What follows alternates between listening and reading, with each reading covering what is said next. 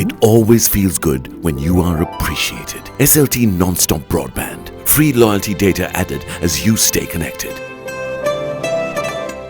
ලෙන්ගතුකම වැඩි කරගන්න ලව්ජු රුපියල් 50ට අඩු කළා. මාමේ එන්න අපිට එකක් බොමු.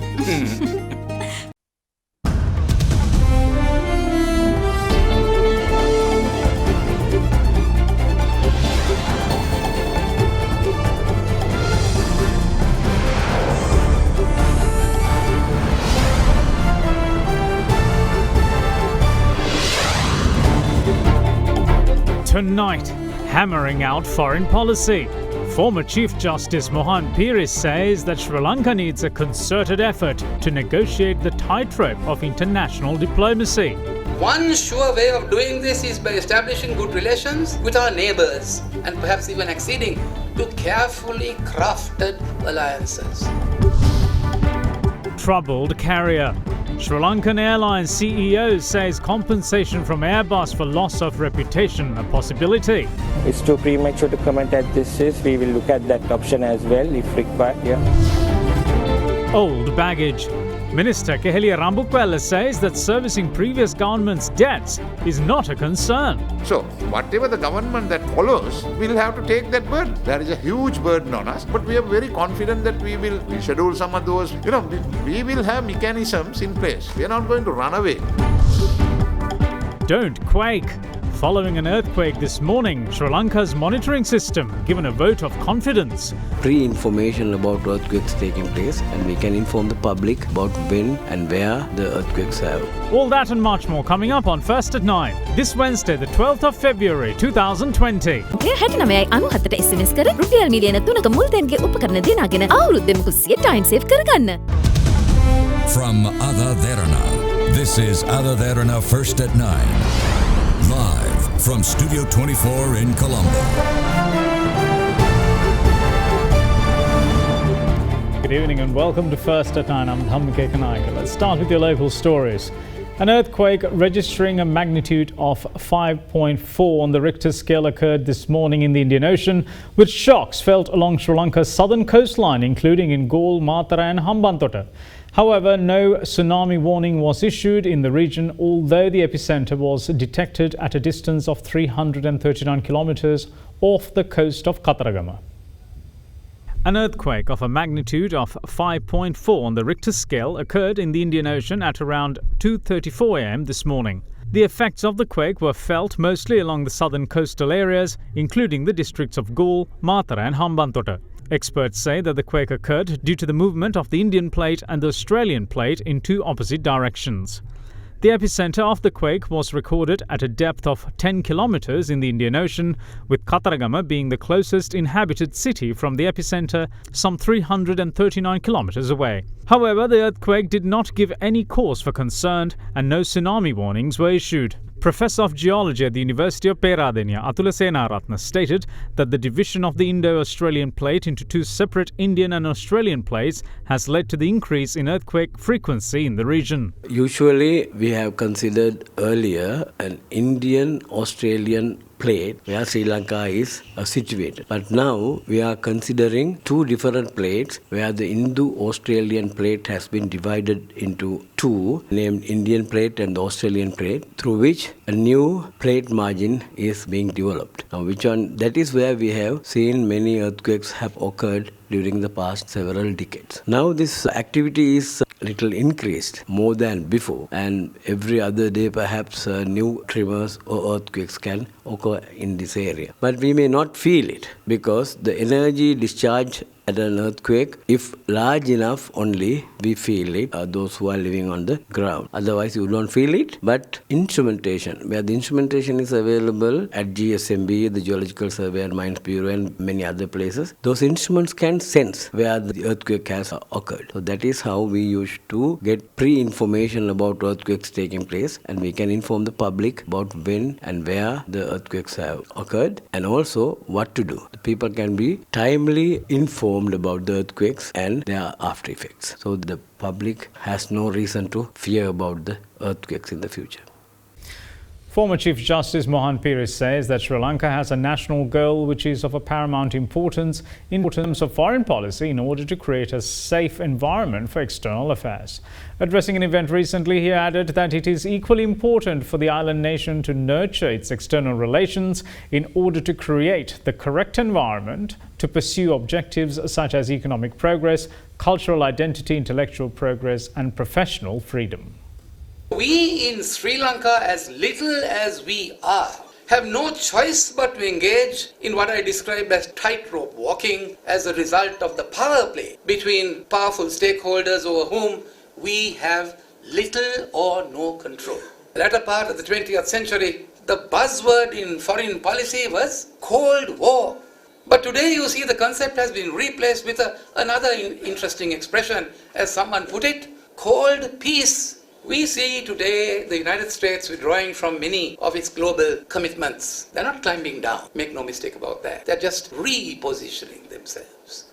Countries such as ours, there are only a few institutions dealing with international relations and a few experts trained in international issues, whether we like it or not. The inevitable result is that in the event of a change of government, it results in great difficulty when there is a major personnel reshuffle in the diplomatic services. Small countries such as ourselves, the decision makers of foreign affairs do not have, unfortunately, the support and has sometimes hardly anyone to turn to. It is therefore important, in my view, for us to develop links between government agencies and research centers, universities and those outside government with a view to drawing in it the best possible experts in the field of foreign policy.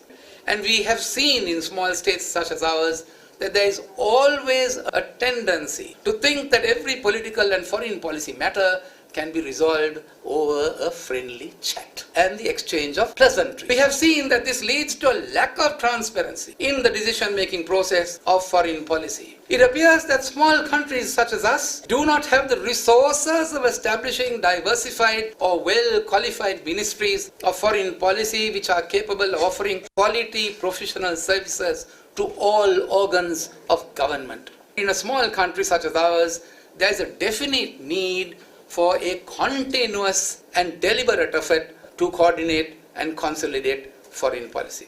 It is said that in ensuring security in a small country, we cannot rely very much on our own power. One sure way of doing this is by establishing good relations with our neighbors and perhaps even acceding to carefully crafted alliances. Carefully considered alliances, if we look around the world, are the cornerstone of the security of small countries such as ourselves. One has to strike a balance between remaining non-aligned and being part of an alliance. We need to find a common platform on which we can structure those friendships, and that we should build our own soft power and brand as a middle-income economy. Sri Lanka should attempt, I say, to diversify its sources of FDI towards regional economies. We must enter into bilateral investment treaties with advanced economies in Asia. After all, Asia is the engine of growth. The government should support the need for geo-economic diplomacy with the coordination among ministries. The government in its foreign policy should work to maximize, I say, the benefits of international law. Moving on with other stories, Sri Lanka's first ever nuclear power plant could well be on the cards, with Russia saying that it could build one in the island someday, especially considering the country's growing energy demand. Now, this was disclosed by Russia's ambassador to Sri Lanka, Yuri Matri. Speaking to a foreign media outlet, he added that since the Sri Lankan government favours pollution-free energy and aims to gradually replacing coal and oil with gas and alternative energy sources, the use of nuclear energy is possible only in a long-term perspective, while relevant effort is already made. While recalling that Russia's nuclear corporation, Rosatom, and relevant Sri Lankan bodies held their first consultations on the Russia-initiated intergovernmental agreement on cooperating on the peaceful use of nuclear energy back in 2017, the Russian ambassador had gone on to say that the nuclear power plant would be the final result of the intergovernmental cooperation on peaceful atom.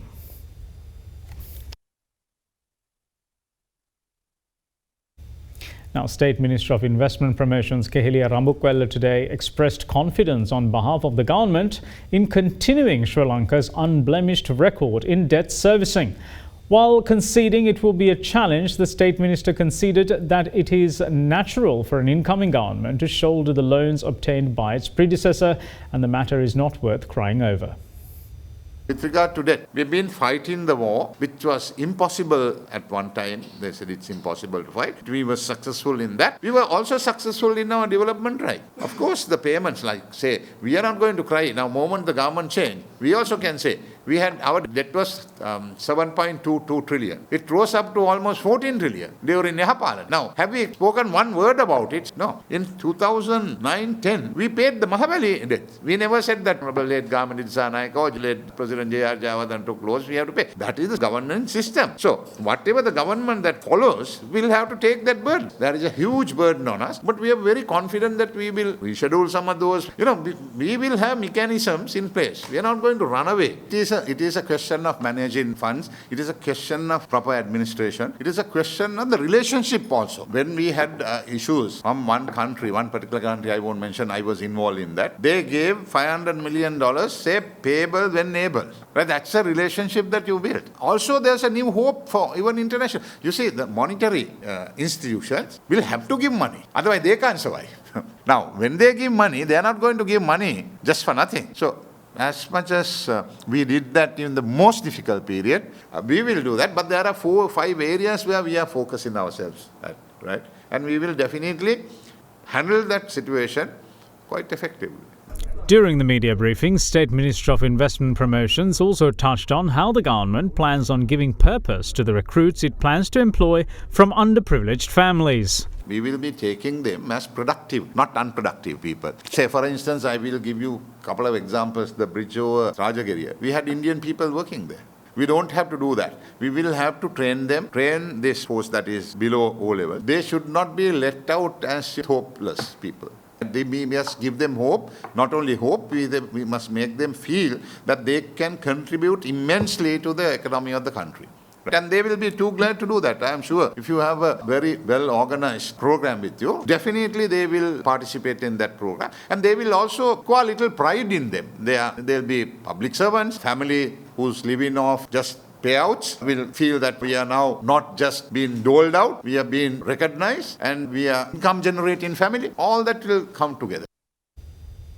Now, former member of the UK's House of Commons, Graham Jones, believes that the question, why should the responsibility of moral action lie in the hands of few Western nations, is being asked frequently in the West. Speaking at a seminar titled Peace and Stability, an Imperative to the Prosperity of South Asia, Jones said, challenging domestic priorities have become the focus of many weary taxpayers of the West. He believes the West's withdrawal from this self-assumed responsibility of intervening in issues of other nations has led to serious questions over the pertinence of the United Nations. A question that is increasingly being asked in the West, and that is, why should responsibility for moral action lie just in the hands of a few Western nations? There is a Europe that is withdrawing ever into itself, driven by an ever-increasing public appetite for international disengagement and a retreat from the conflicts of others. Challenging domestic priorities are the focus for many weary Western taxpayers who see no upsides or credit for their moral or financial sacrifices. The last decade has seen the West withdraw from that self-assumed responsibility, which has increasingly, I have to say, left a United Nations underpinned by that Western view of global interdependence, now facing questions of authority and ability in itself. The question has been raised whether the United Nations is fit for purpose in 2020.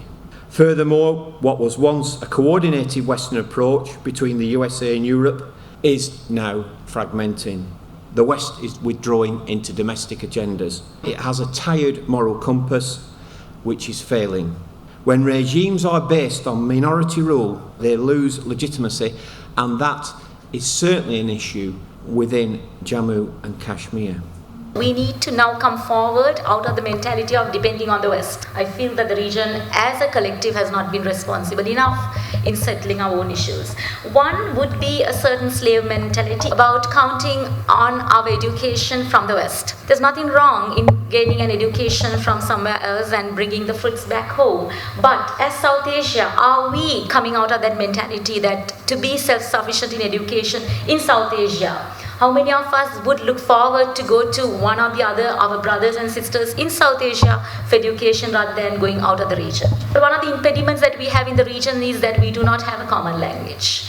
As much as we respect our diversity, what have we done as a region to take our mother languages to the map of the world? As global challengers, we have a global power rivalry. The moment we have pointed our finger to a bigger brother that they are trying to be a superpower, four fingers are at us, that we do not take responsibility in amalgamating, cooperating and collaborating with all those world leaders and with the South Asian region in particular. There is a fight between two brothers. It's not actually a fight between two brothers. It's in fact the elder brother twisting the arms of the rest of its brothers in the South Asian area. And when I say that, it does not allow any country in the region, including my host country, my friendly country, to exploit its full potential. Because I always say that why Sri Lanka cannot become Singapore when it is having 97% of literacy rate, when it has all the facilities, all the assets, why can't it become? This is the reason why it can't become. What is the difficulty of infrastructural development between Pakistan and Afghanistan, that they are not trading to the potential of the two countries? What is the difficulty of infrastructure between Pakistan and Sri Lanka? We have excellent sea lines of communication that the two cannot exploit its full potential in terms of trade between the two of us. And why can't we, Pakistan and India? What is the infrastructural difficulty between these two countries? But of course there are difficulties. There is a difficulty. And nothing can move towards normalcy and prosperity unless that major issues, that unfinished agenda is settled. When we talk of the major powers, great powers, superpowers, when they very jealously guard their superpower status, it comes with responsibilities, it comes with morality, it comes with conscience. We'll return soon after this break. Stay tuned.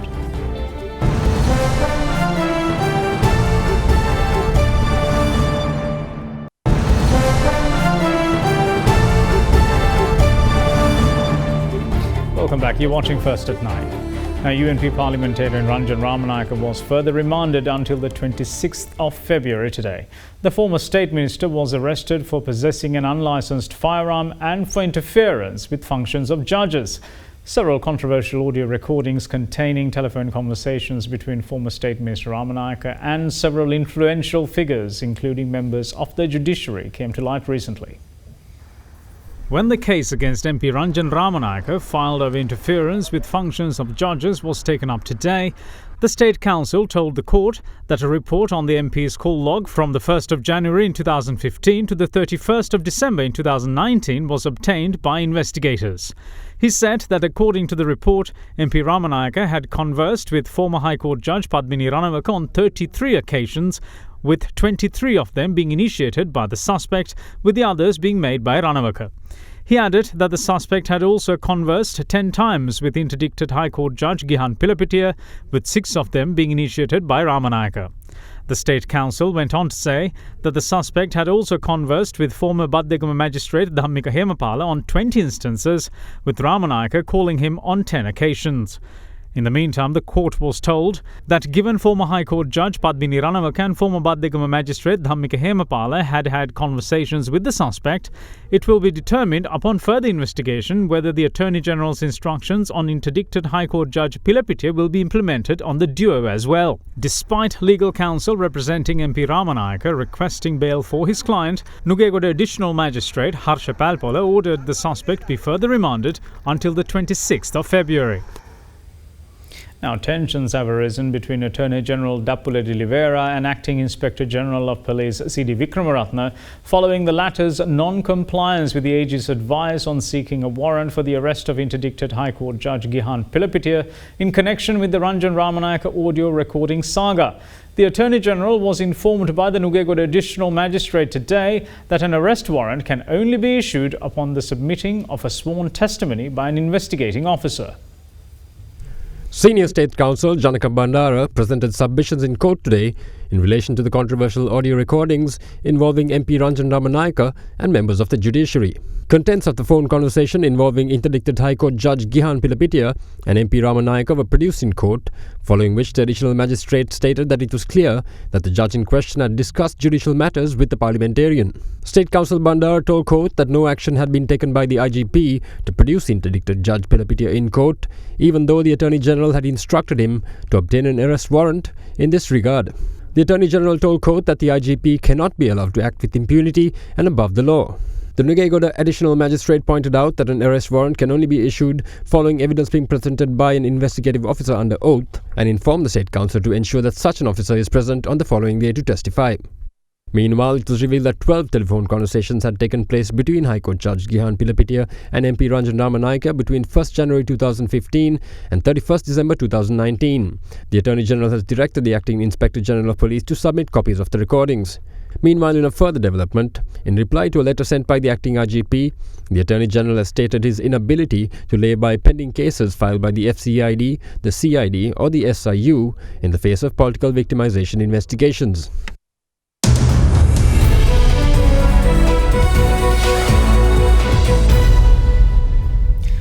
CEO of Sri Lankan Airlines Vipula Gunatilaka hints that the seeking of compensation from aircraft manufacturer Airbus for reputational loss to the national carrier in the wake of the recent Airbus bribery scandal involving the airline's former CEO may be an option. Speaking in the backdrop of the 2020 Singapore Air Show, he however added that although the President has issued a directive calling for action in this regard, it may be too early to say what form this action may take. Following the exposé of aircraft manufacturer Airbus's systematic bribery in aircraft purchases, including a refleeting deal involving former Sri Lankan CEO Kapila Chandrasena, the airline's current CEO Vipula Gunatilaka spoke to international media in Singapore on the issue. I don't know if you have seen, our President has already issued a directive to take the necessary steps, and board is also behind that. It's too premature to comment at this stage. We will look at that option as well if required. Yeah. Responding to the proposed sale of a 49% stake in the airline as part of the previous government's recovery plan for the national carrier, Gunatilaka stated that the current government disagreed with the proposal, preferring instead to seek other options of recovery and tie that future strategy in with a viable business plan. That was the idea of the previous government, but I don't think they have nothing materialized. So we got to basically bring the airline to a decent stage, and then also to support the strategy with a viable business plan. And of course, the privatization is not the only option. There are many other options like private-public partnerships. So maybe a management model could be an option, but it's too premature to discuss any of those. At the moment, our focus is to bring airline to a break-even stage. Some other airline is an economic priority for them, because if you know, this airline has contributed tremendously to the national economy, right? Take the example of the special flight to Wuhan, right? Imagine if you were under private hand, they wouldn't have done that type of special flight. So they understand the importance of the airline. Now, taking a look at the markets, Sri Lanka stocks closed 0.35% weaker today, dragged down by Commercial Bank, LOLC Holdings and John Keel's Holdings. The all-share price index fell for the fourth consecutive day, closing 20.62 points down at 5,878.44. The S&P SL20 index of more liquid stocks closed 17.02 points down at 2,784.83.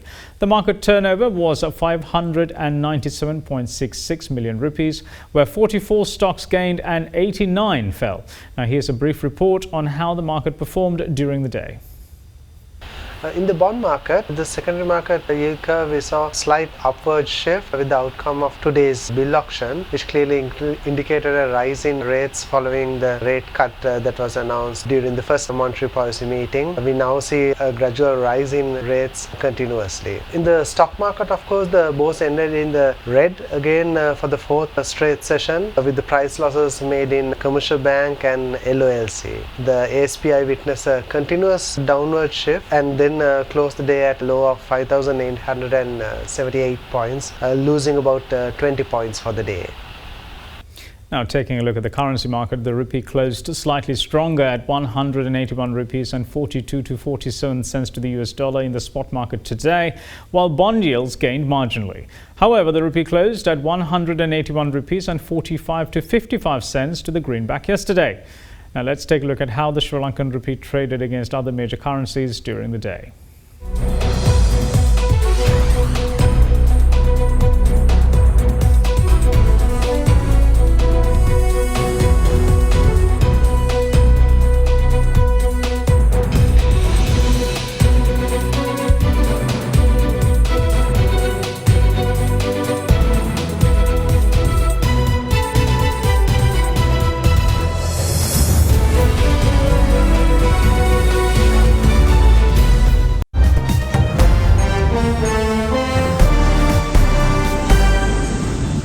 Welcome back. This is First at 9. Now, Bernie Sanders narrowly won New Hampshire's Democratic presidential primary yesterday, solidifying his frontrunner status in the White House race and dealing a setback to moderate rival Joe Biden, who finished in a disappointing 5th place. Moderate Pete Buttigieg, the 38-year-old former mayor, finished as close second after edging out Sanders in last week's chaotic and disputed first nominating contest in Iowa. Both campaigns have asked for a partial recanvass of Iowa results. Sanders, a progressive senator from neighboring Vermont, prevailed after fending off attacks from rivals who warned his far-left views would lead the party to defeat in the November 3rd election against Republican President Donald Trump.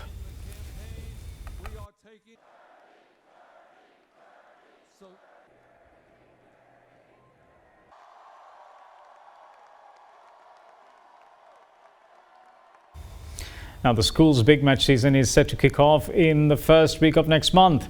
A media briefing to announce the match schedule of the 86th Battle of the Saints was held yesterday. The 86th Battle of the Saints, played between St. Peter's College and St. Joseph's College, is scheduled to work off on 6th and 7th of March at the Pisara Stadium in Colombo. St. Joseph's College will be captained by Johan De Silva, while Shannon Fernando will lead the first 11 of St. Peter's College. Out of the 86 matches played so far, St. Joseph's College has claimed victory in 12 battles, while St. Peter's College has won 10. The much looked forward to 46th Josephian Pete Wright Limited Overs match, which incidentally is the longest running Limited Overs encounter between schools, played for the Father Peter A. Pillay Trophy, will work off on the 22nd of March at the Singalese Sports Club grounds in Colombo. And that's it from all of us here at First and 9. Thanks for watching. Bye-bye.